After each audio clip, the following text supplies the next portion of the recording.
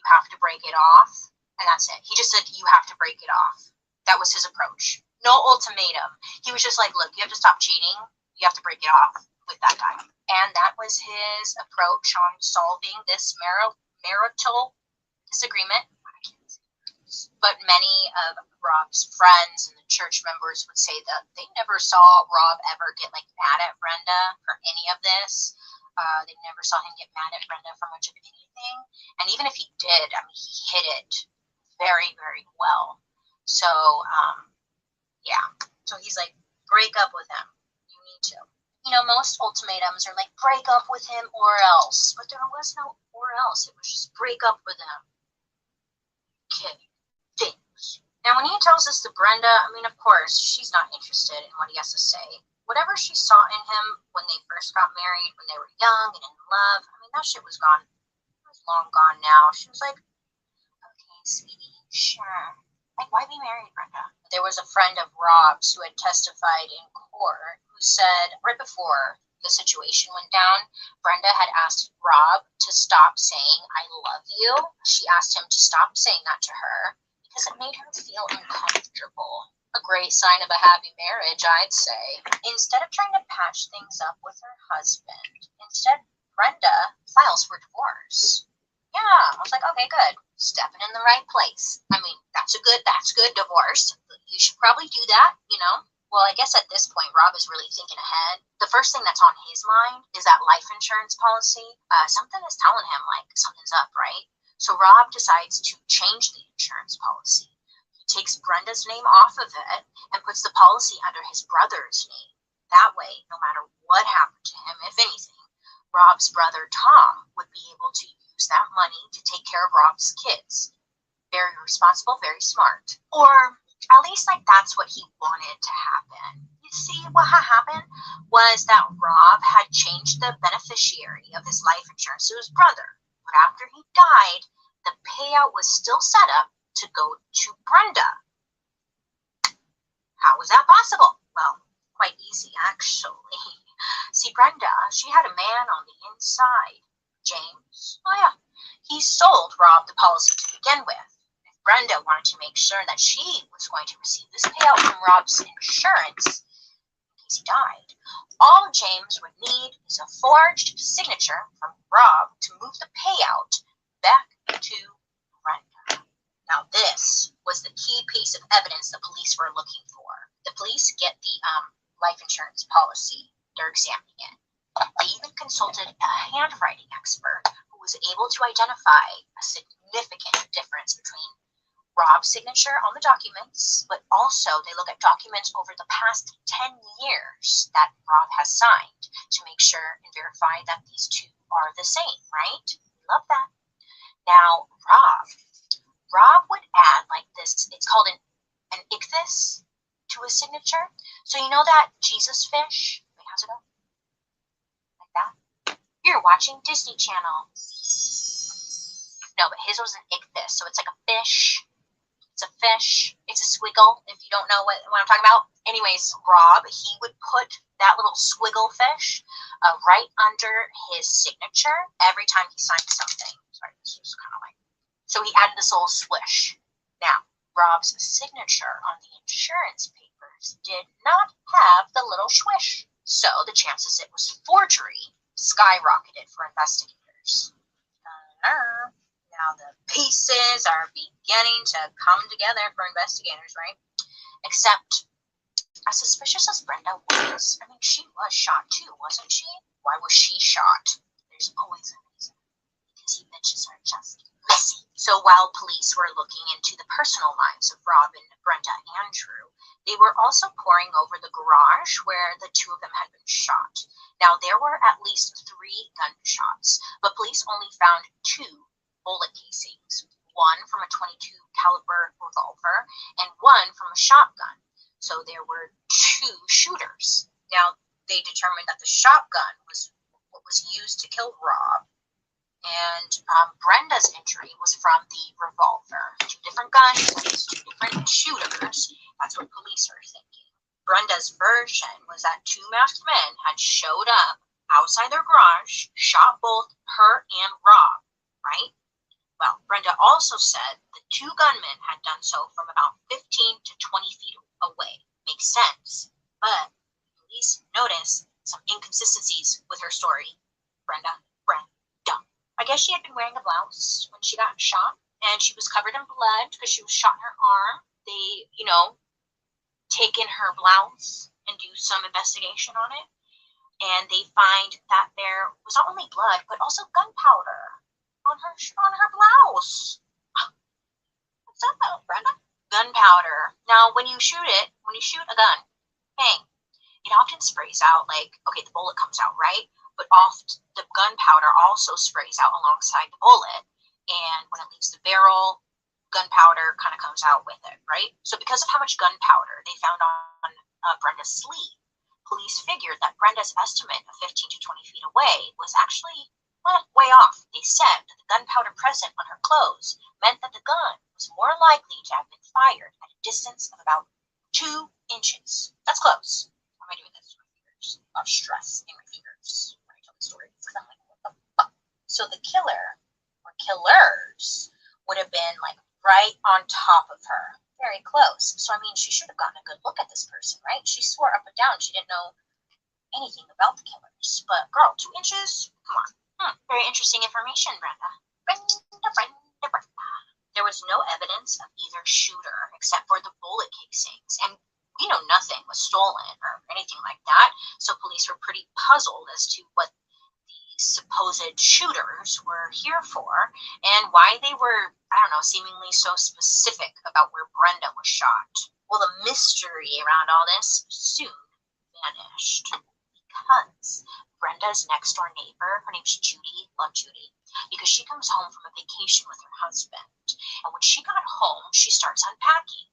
I know, she's one of those people. I usually just leave it there for a while and circle back in about a month or two to unpack, but she's doing it right away. That's when she notices that the shoe rack in her closet was missing. She's like, that's weird. I know I left it there. Later, Judy actually finds the broken shoe rack under her bed. She's like, what the fuck?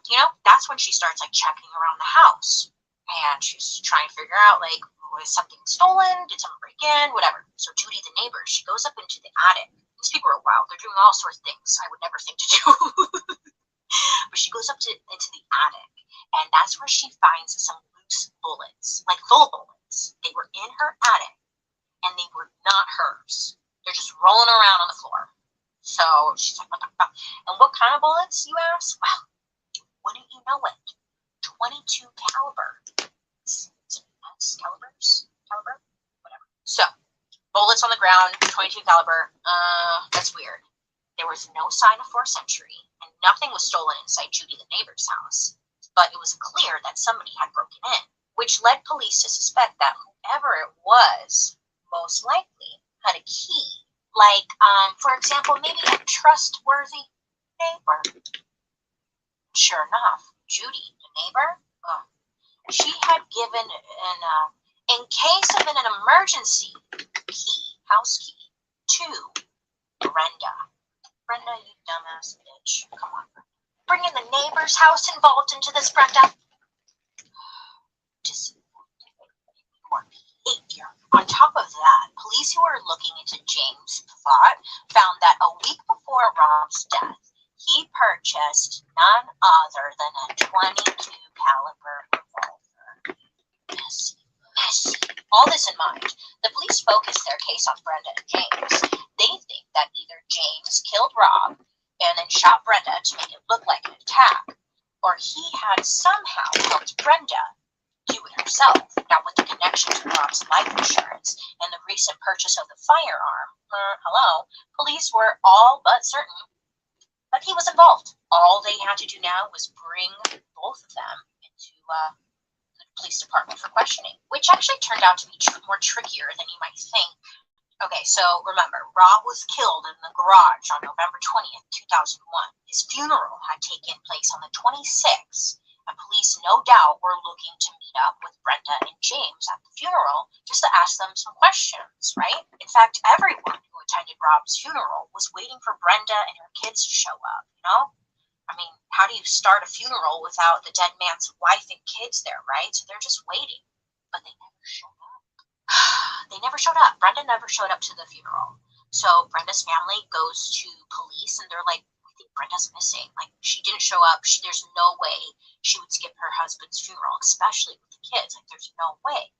So now they've got a missing person on their case, right? Now, the sad part here is that Brenda's family truly believed that Brenda was 100% not involved. There's no way she could have been involved. There's no way. She's a kind person. She straight A, growing up so smart. She was a part of the church. She loved her kids. She loved her husband. They could not believe that their daughter would do this to somebody else. So Brenda's family actually goes on, I want to say TV, but it might not have been TV. But they made a statement saying that they believed Brenda was being held against her will. They were like, Brenda, if you're out there, please, like, just let her come home. We miss her. And, like, crying out to her because they thought that this James guy most likely had kidnapped her and the kids. It's pretty brutal. So that everyone's worried. Where are they? There's no way she would miss the funeral. I mean, that alone was, like, enough to cause a lot of worry for the family. Well, it turns out that Brenda and James had actually loaded up their car with the kids, and they were well on their way to Mexico at the same exact time that Rob's funeral was being held. So talk about fucked up, man. Like, she really thought she was doing something, didn't she? She was like, they'll never know. Really? You don't think you're going to ask some questions when you don't come to the funeral? If you're going to do this, try to act like you didn't actually commit this crime, you got to commit to it fully. You can't just half-ass it. You can't skip town on the day of the funeral, Brenda. So much I want to say, but I'll get censored by YouTube Daddy. So police find out that the two of them had skipped town immediately. That's pretty good evidence that they are most likely guilty, right? So police end up charging her, Brenda, and James with first-degree murder and begin searching for the two of them. And honestly, they didn't know that they were heading to Mexico, so the police were like, we have no idea where they're at. They could be anywhere. So a month goes by, nothing. The FBI puts out a $15,000 reward for information that might lead to the capture of Brenda and James. But it wouldn't be until February 29th, a leap date, that Brenda and James were finally tracked down trying to cross the border back into the United States from Mexico. Their license plate was scanned on entry and boom shakalaka, bitch Brenda, you little dirty asshole scoundrel, right into police custody. I'm sorry for calling her a bitch. It's just easy, I guess. Stupid ass bitch. So, in March, the two were brought back to Oklahoma City to stand trial, but that wouldn't be for another year. When 2003 rolled around, though, it was James's trial at first. Now, this James guy is still kind of a mystery, to be honest. Like, he didn't say much. There wasn't much about him. Like, what was so interesting about him? To Brenda, like, I wanted to know. She said he was charming. He wasn't handsome. Well, I mean, to me, I don't know. Now, for James, the jury in his case found him guilty of murder in the first degree, and it was kind of a surprise to me, but then again, it's Oklahoma, and they are wild out there. They sentenced him to death. I was like, oh, okay, dead. He's not dead, but they sentenced him to death. It's just like, wow, okay. A year after James was sentenced, it was Brenda's turn. Now, it wouldn't take long for Brenda to be found guilty of first degree. Well, and she was found guilty of conspiracy to commit murder. The prosecution argued that it was actually Brenda who fired the second shot at Rob after James already shot him once and knocked him to the ground. There was blood splatter on Brenda's pants that was consistent with the backsplash of shooting someone up close. Her own gunshot wound was just a distraction meant to throw the police off her trail, but not so much because she got shot in the upper arm, and it's like the one place, like, shoot yourself and be safe. I read that. I don't know if that's a fun fact or what. It also came out that after Brenda called the police to report the crime, she gave James the neighbor's house key so that he could go over there, hide inside the house in the attic, and like wait for the police to like come, do their thing, and then leave. Pretty sneaky. Why you gotta involve the neighbors? They were just minding their own business. Leave Judy alone, Brenda.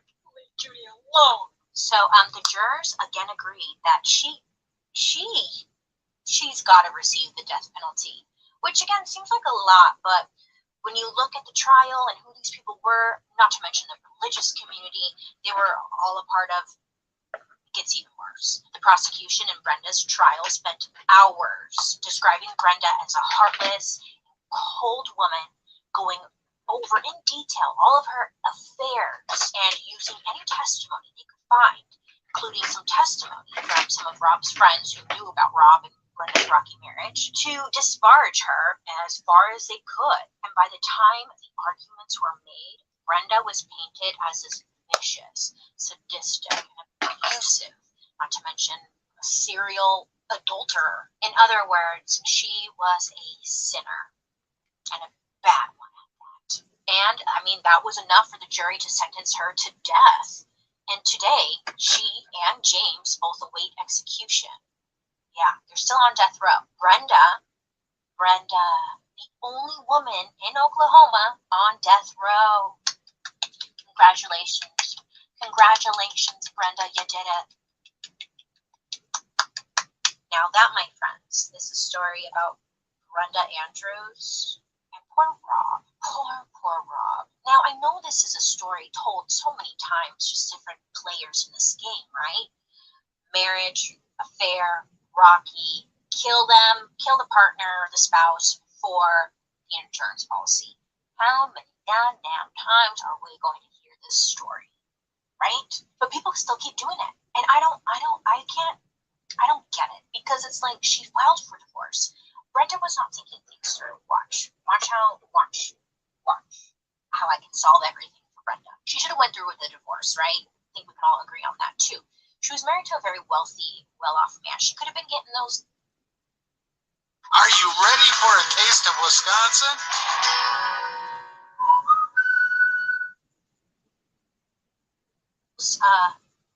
Monthly, what do you call those when you marry a rich daddy? Alimony checks. She could have got that monthly checks from him. She could have got child support payments from him. She could have been set, and she could have been dating whoever the hell she wanted. So why kill the guy? At the end of the day, the saddest part of all is that these poor kids that no one seemed to give a shit about, these poor kids not only no longer have a father, they also have a really shitty mother on death row. How selfish. Look, my friends, I don't know who needs to hear this, but somebody needs to hear this. No man, no woman is worth killing for money. Sorry, it's just not worth it. And I'll tell you why. One, you're gonna get caught. With all this data, evidence, you're gonna get caught. I'm sorry. You're not smarter than everything that's tracking us. You're not. You're going to get caught. And when you get caught, you're gonna sit your ass in jail for the rest of your life.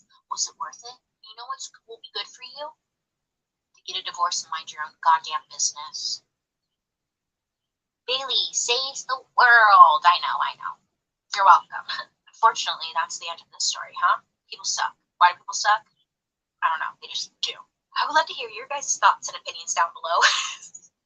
I don't know what you can say to this, other than I think we can all agree that it's sad for the kids at the end of this. Like, I hope they're doing okay. I don't look like where the family's at.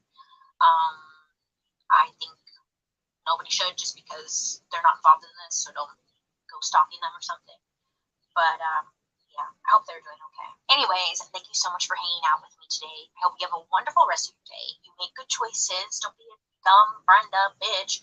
And let me know down below who you want me to talk about next week. Actually, I know who I am talking about next week. If you made it this far in the video, you're going to get a little spoiler. I'm going to do Albert Fish. Yeah, I've been putting this one off for forever. And bitch, I've been working on it. It's going to be so long. Oh my god, it's going to be so long. But I haven't been able to sleep because of it. Okay, great. Don't forget to have a great week. Make your choices, and I'll be seeing you guys later. Bye.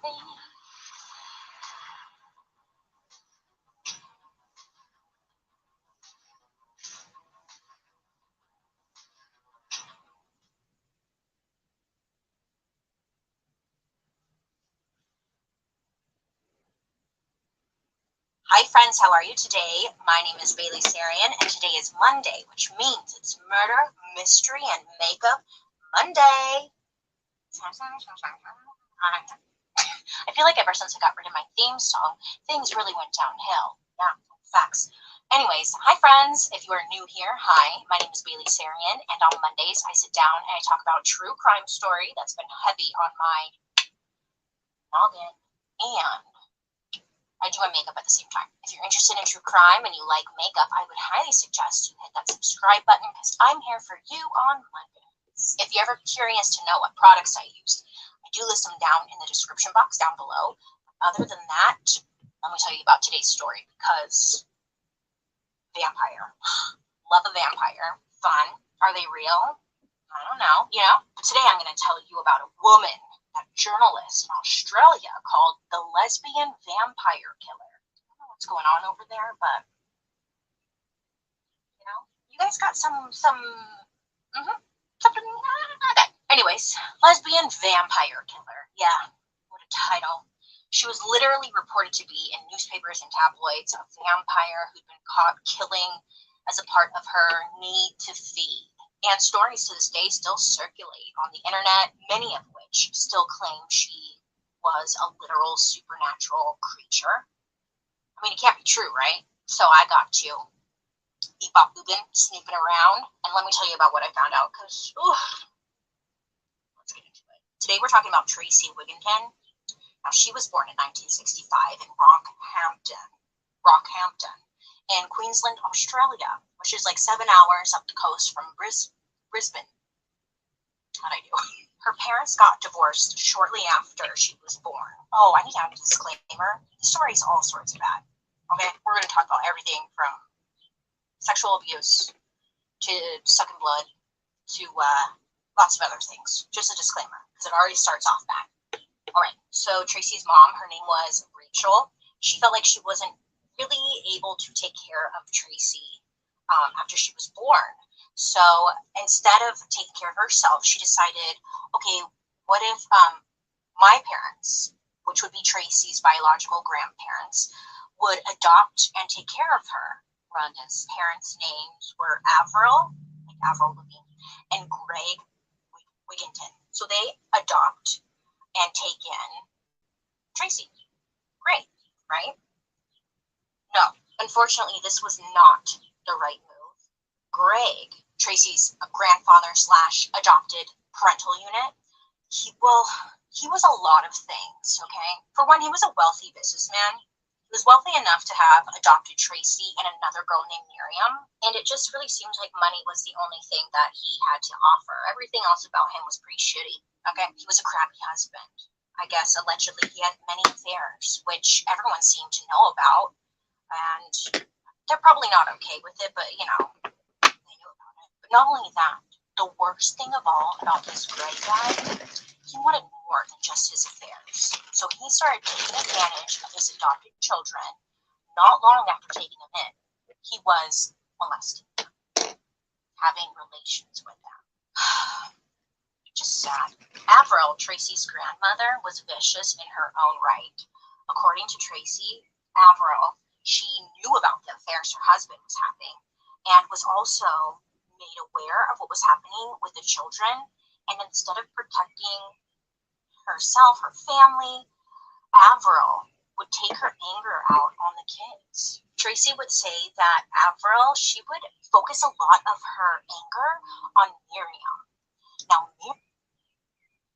New Complexion Rescue Natural Matte Tinted Moisturizer. More matte. Minimizes shine instantly. Bare Minerals. Miriam was allegedly beat up to 4 times a day with cords, with things around the house, getting creative. And there was one time when Avril had taken Miriam outside of the house, tied her to like a post that was under the house, and left her there overnight. So it's safe to say that like this home was not a safe space for the girls at all, right? Like shit. Apparently, the only thing that Avril really loved in all the world were her chihuahuas. Ugh. Yeah. Tracy said that she would spoil them, like feed them the dogs premium steak, give them lots of love, cuddles, things you do with dogs. Meanwhile, abusing and isolating the children. Avril was also just an evil, evil witch who should have just stuck with adopting dogs and not children. She was nicer to the animals. I don't know, I don't want to put the animals in danger either, but it just seems like, maybe she should have just stuck with dogs. Why gotta ruin some kids' lives? And great. When Tracy did have quiet moments alone to herself, she would keep busy by reading books. She loved to read. She would later say that she was really attracted to darker books, ones about witchcraft or shared stories about the other side. The only other information we have about Tracy growing up is that people said she liked to wear black clothes and she was quiet. So, because of this, she was a bit of an outsider. Maybe she was quiet because everyone was abusing her and she probably didn't have a safe space to speak, but I'm getting ahead of myself.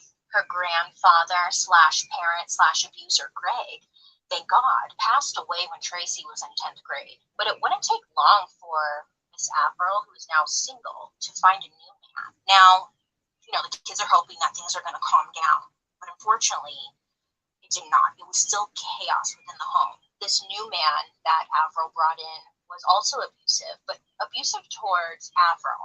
There was one time when he slapped her in the face, and Tracy had witnessed this, and she got so mad that she ended up attacking him.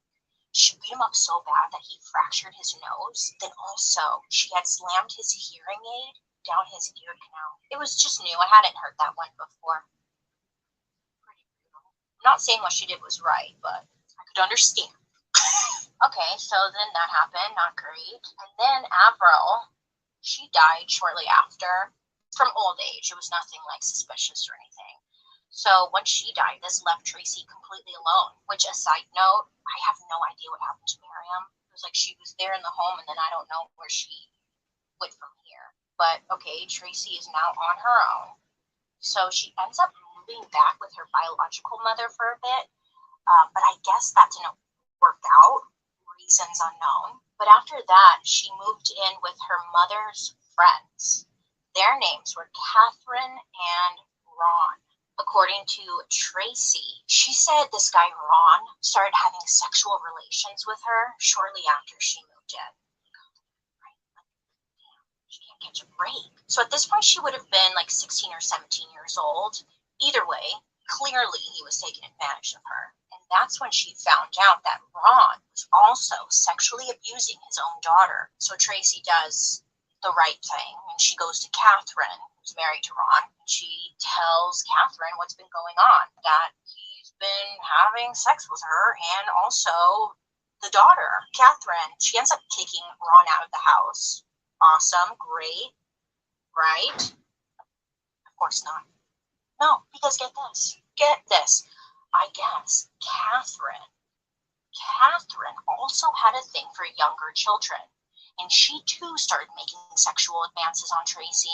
I was reading this, I was like, holy crap, can poor Tracy get a damn break? With all this being said, I'm sure you can understand that maybe Tracy is not doing well mentally. She's had to deal with a lot in her upbringing. So once Tracy turned 18, that's when she received a pretty large inheritance from Greg's estate. Now, this would be enough to keep a roof over her head, and also she didn't have to worry about finding work. Security. It was something that Tracy had never had before. Just a whole new world. The inheritance she got gave her so much freedom. Freedom to explore herself, freedom just to be, and most of all, be away from abusive parental units trying to take advantage of her. This is when Tracy chopped all her hair off. She started dressing like a biker, and she traveled around the country while going from one relationship to another. Not in a bad way. She's just young, free, and exploring opportunities. Tracy said that she knew she was gay from a young age, and now that she was quote unquote free, it gave her the opportunity to fully explore that other side of herself, and that's exactly what she did.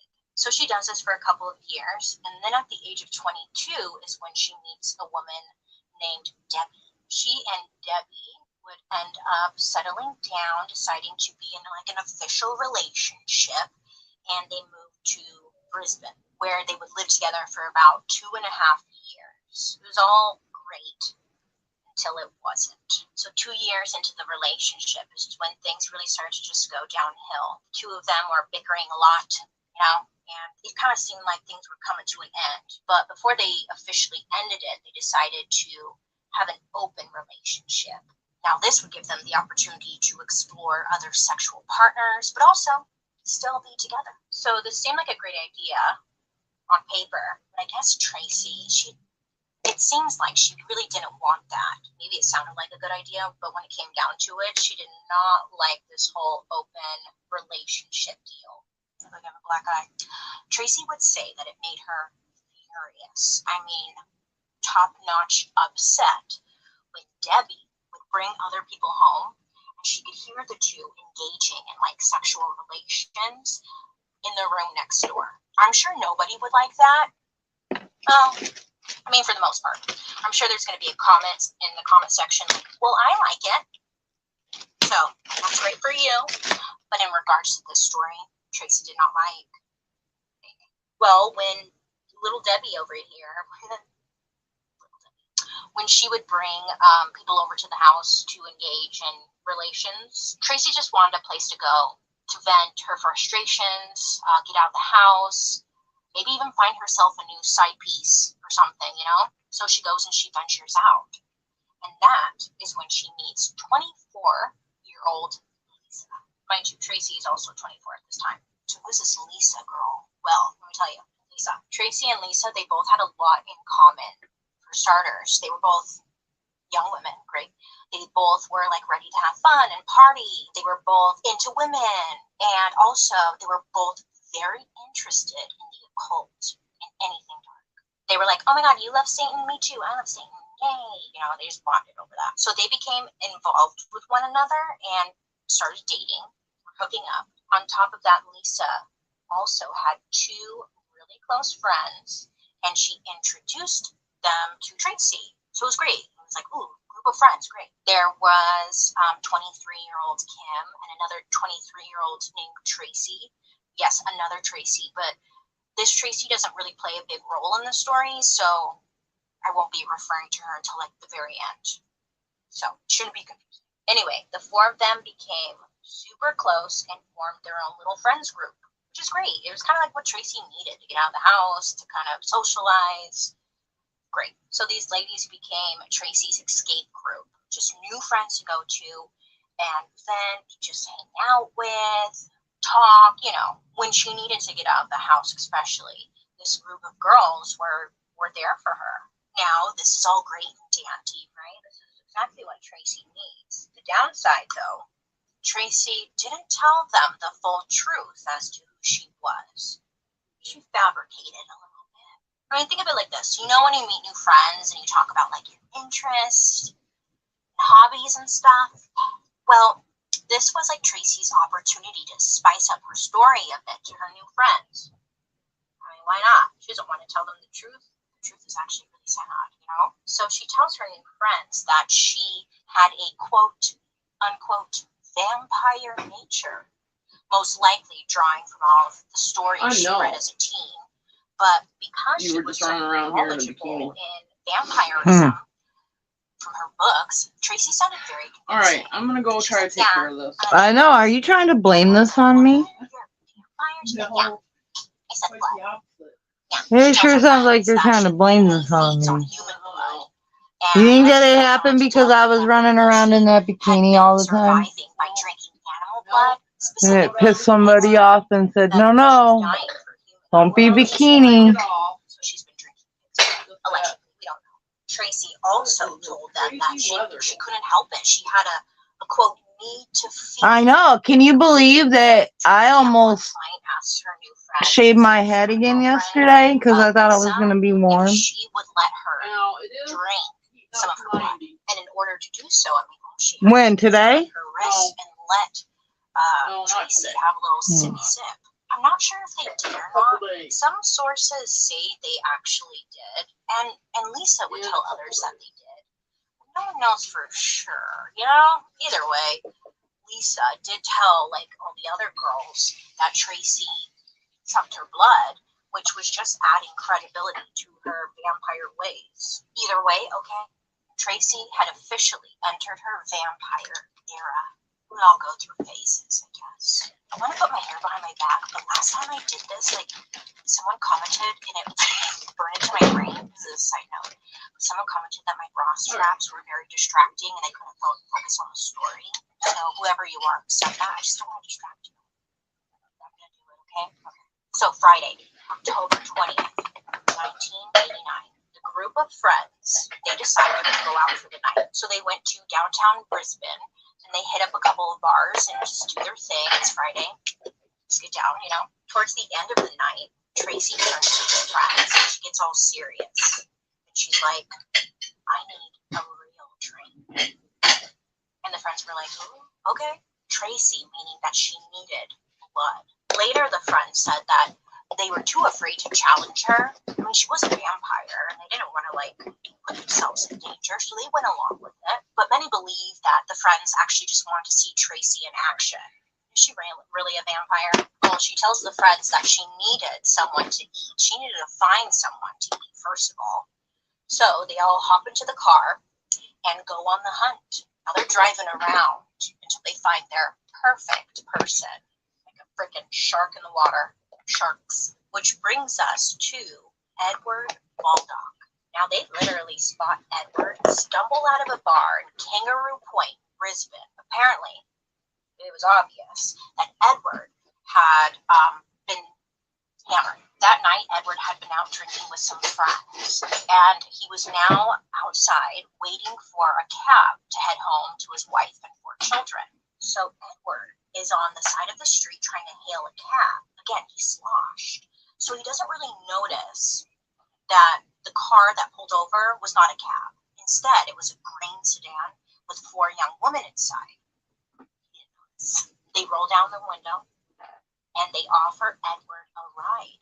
Edward hops into the car and they head towards Orley Park, which is like a little park area right next to a river. It's about 10 minutes away from the Kangaroo Point bar where Edward was at. Now, while in the car with Edward, the group of friends allegedly offer him like sexual favors.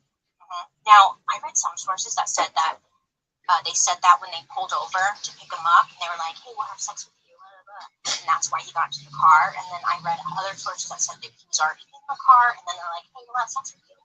But either way, he's down. You know? And what do you think he's going to say? No?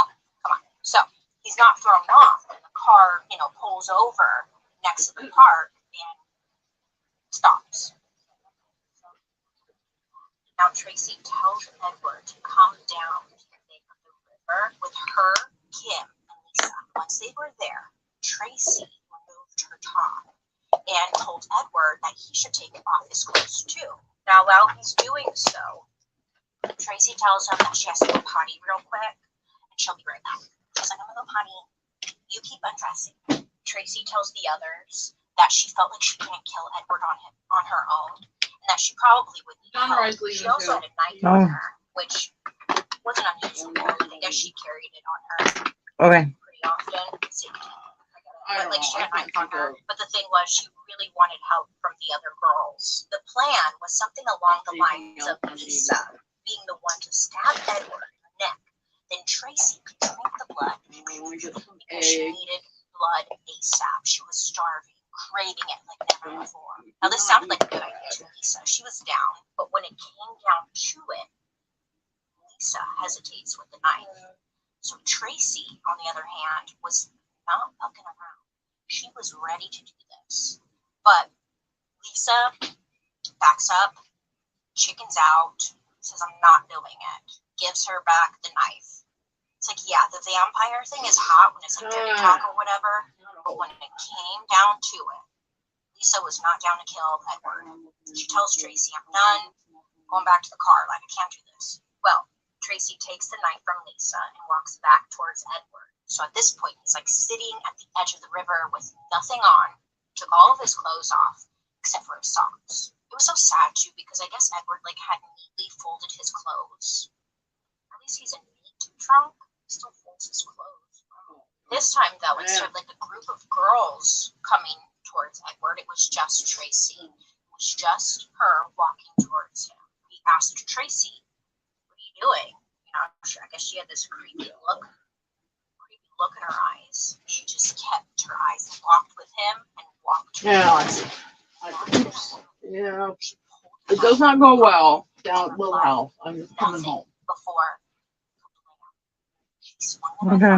Gone for a little bit. And it went okay. And I'm going to try to go to Aldi. Oh. I am not pushing myself at all. I'd say if you want to stop by and pick me up before you go to Aldi's, I'll go to Aldi's with you, I guess. If you want that. I mean, like, if it goes well and you want to go to Aldi. Just in case it doesn't go well. We can go anyway? Okay. Well, you can make it home. I guess like Edward should, tried to fight because back, it's crazy. struggling. But, He was, like, I trying to mean, reach for the knife. Do I want to go? No. He couldn't throw her off. But- Well, I'm not getting a whole lot of stuff. So, thank you for the But, offer. I mean, like, what else am I putting makeup on for? Well, there you go. That too. All right. Like, that's really why I'm offering, because I'm going to be done with my makeup by the time you're done with the house, so. Okay. And be ready to just go somewhere. Okay, that sounds good to me. What she did do was snap his spinal cord. That didn't stop her. Now this part blew me away because it's sick. She ended up stabbing Edward a total of 27 times. Oh, no, can't be. No, that's like a crime of passion. But this was random. I thought she was a vampire, not a killer. Well, she stabs him 27 times in the face, neck, and in his back before ending it as if he wasn't ended by slitting his throat. Now I know it's a lot, but it gets worse. It's not funny, but you know. But as far as the story goes, she was far from finished. I read one source that said she's stabbing him, right? And then when she's done, I don't know how to say this, but he's laying on the ground with his face down, and he has a big wound on his back because she stabbed him a bunch of times. So I'm sorry, but this part was like, what? I guess Tracy then fingered the open wounds on his back to get like some blood on her fingers to like eat it, which is not very vampire-like. I'm pretty sure vampires don't finger holes, Tracy. Maybe she's a trailblazer, I don't know. Another source said that she didn't do this, that she actually drank the blood directly from his neck. Either way, she did allegedly get some blood in her system, and then she went and rinsed off the blood and the evidence in the river, and then headed back to the car with her friends. So Tracy goes up to the car, and she's like, "Hey, you guys want to see his body?" And they all reported saying that they could smell the blood on like Tracy's breath, and like, oh shit, she really did that. She really did it. So Lisa and Kim decide to get out of the car to go check it out. But remember the other Tracy? She was in the car. And she was like, hell to the freaking no. No, I'm not going. She's the only one with brains around here. She's like, no. She ends up staying in the car, which is good for her. So I guess the trio, they go and they check it out just for a split second to see it, I guess. And then they take off, leaving poor Edward's naked, mutilated body in the park and leaving nothing behind except for one very big piece of evidence. Sloppy. Well, it wouldn't take long for police to find Edward in the park the very next morning, but they also find a major piece of evidence. Inside of Edward's shoe, they found an ATM card. It wasn't Edward's. You know who it belonged to?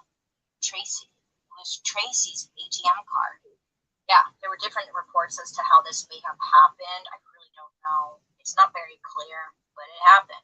Police find an ATM card inside of Edward's shoe that says Tracy Wigginton, right smack on it. Now here's the funny part. Well, it's not funny, but like, you know, Jeez. Investigators didn't initially think that this ATM card would lead them straight to the killer, because what killer, first of all, would be that sloppy? Second of all, they were like, well, maybe she knows. So they did want to find and question Tracy, because perhaps she would have some information as to like who may have done this. So police locate and question Tracy, and she tells investigators like, yeah, I was at the park. I'm a vampire. No, she doesn't say that, but she's like, yeah, I'm at the park. Or I was at the park. But she mentions, like, I didn't kill anyone. She's like, I would have remembered that. So police are like, all right, yeah, she must be telling the truth, because police genuinely believed that whoever the killer was, it was no way, or there was no way, it was a woman. Because they believed that there was no way a woman was capable of committing such a gruesome crime. It had to be a man. Which, to be fair, usually that is the case. This is a very rare occasion of this woman. Well, anyways, Edward's murder, it was indeed very gruesome. And police were like, it's a man. This Tracy, she might know something, but like, it's a man. 100%. Well, you know how it goes. Well, actually, I hope you don't know how it goes. But when there are many people who witnessed a murder or a crime taking place, it's not easy to make sure that they all stay focused, on track, have the same story, and don't crack, right? You can't control everybody. And eventually, one of them would crack. Which, good, right? Good. That's what you get, Tracy.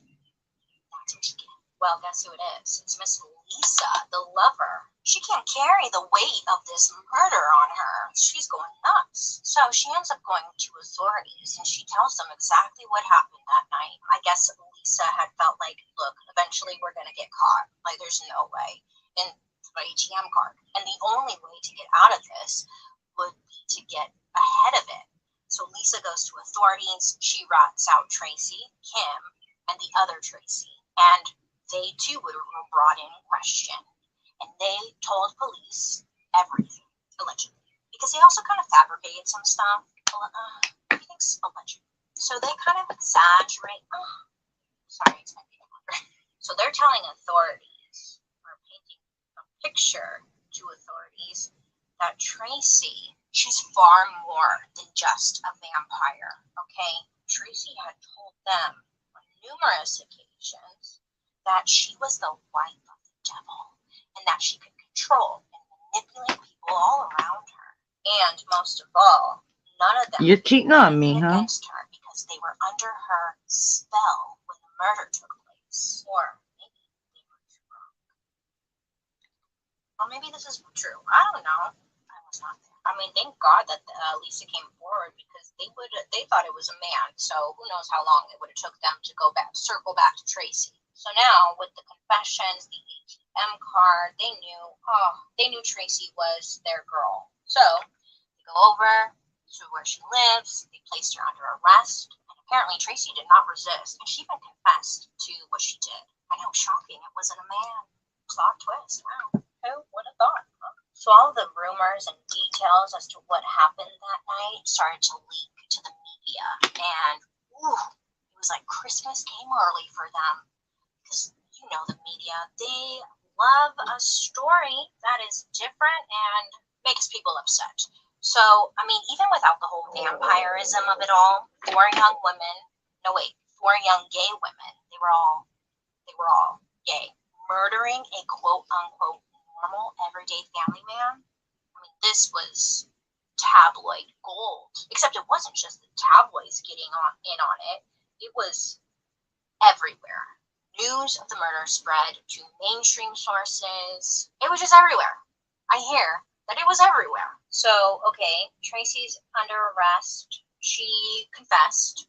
Great. So the court proceedings for these girls, I mean, it was so jam-packed in the courtroom that you would think like a major celebrity was on trial. For weeks, the court heard testimony from Tracy's friends and acquaintances, and they were like talking about what kind of woman Tracy was. Now, by this point, Tracy was already locked up, and she didn't even have to appear in court for like the other girls' trials.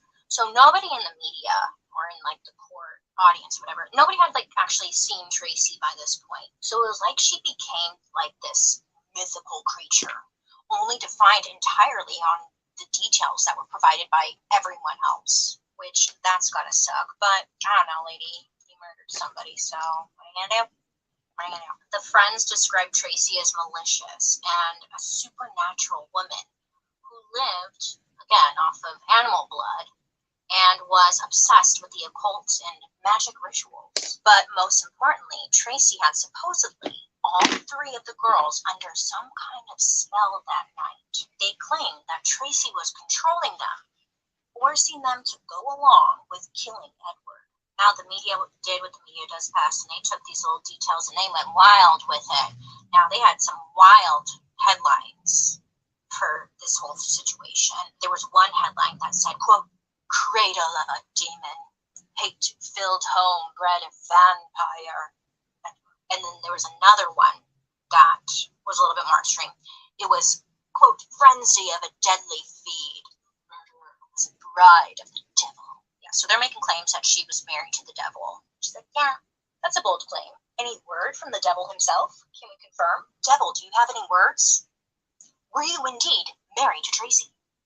Those are the details I really wanted. I tried to contact the devil for confirmation, but could not reach him. And of course, they all dug into these women being gay, and they were just like, gay, you know, girls gone wild, topless demon women doing demon things. Next up at 11. I mean, I get it when the media does that, because yeah, you would like be interested, like, what? I mean, come on, demon. So the trial wasn't even about like innocent man murdered. It was just the court instead was overpowered by drama. You know, people were obsessed with who or what Tracy was, and it was just talk of the town, huh? I mean, it just added to the spectacle, the excitement, the horror of the lesbian vampire killer, and it was a hot mess. So what actually happened were two things. It was clear to people that Tracy had snapped, okay? Allegedly, this was her first kill, but it was clear, like, that she hadn't been roaming the streets of Australia hunting for blood often. This seemed to be her first time. I don't know, she was riding a motorcycle all over the country. How do we